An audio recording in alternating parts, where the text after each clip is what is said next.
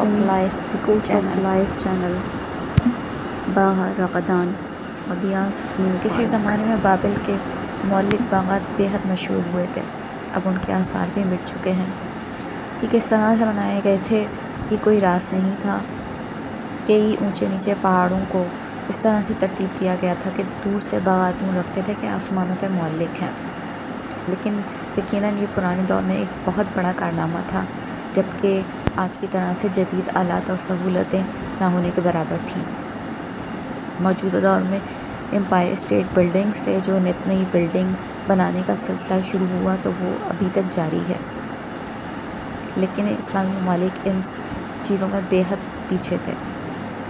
سعودی عرب نے پیدر پہ کئی عمارات بنا کے دنیا میں اپنی دھاک بٹھا دی۔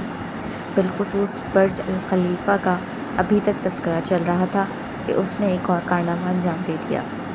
بابل کے مولک باغات کی طرز پہ اس نے اپنے ایک شہر میں وسیع پل بھی تعمیر کر لیا ہے۔